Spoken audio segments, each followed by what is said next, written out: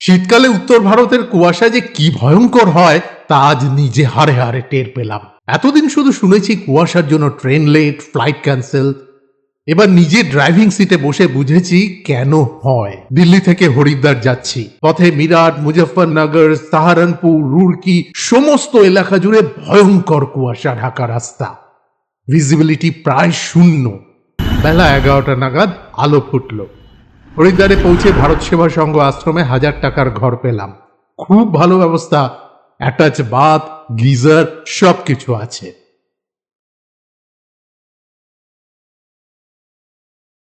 ব্যাগপত্র রেখেই আবার গাড়ি নিয়ে ছুটলাম দেবপ্রয়াগের দিকে।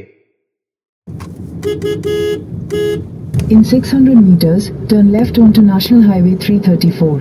গুগল দেখাচ্ছে প্রায় 3.5 ঘন্টা লাগবে। পথে ঋষিকেশের বিখ্যাত ট্রাফিক জ্যাম পেরিয়ে আমরা এগিয়ে চলেছি। অপূর্ব এই পাহাড়ের সৌন্দর্য, কিন্তু পদে পদে বাধা। রাস্তায় কাজ চলছে, লম্বা ট্রাফিক জ্যাম।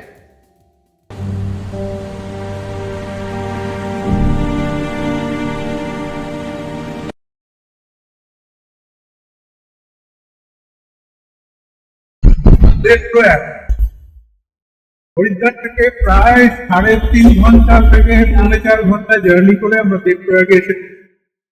সব পেরিয়ে অবশেষে পৌঁছালাম দেবপ্রয়াগ, ভাগীরথী আর অলকানন্দার সঙ্গম স্থল।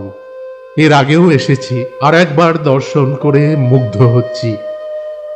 এই পাহাড়, এই প্রকৃতি বারবার ডেকে আনে আমাকে।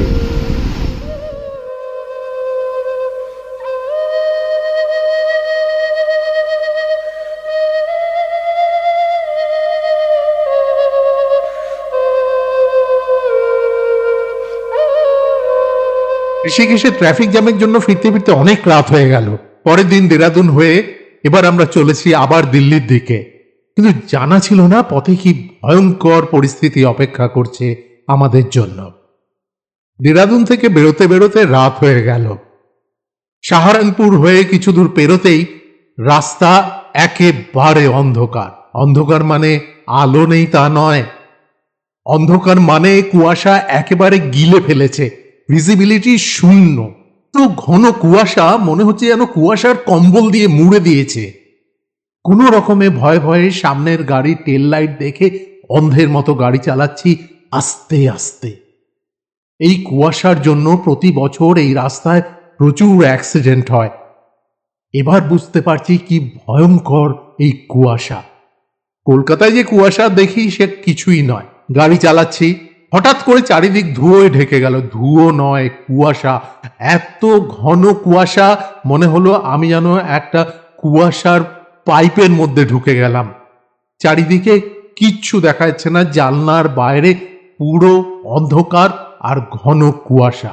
খুব সাবধানে ধরে ধরে গাড়ি চালিয়ে অনেক রাতে শেষ পর্যন্ত দিল্লিতে এসে পৌঁছলাম।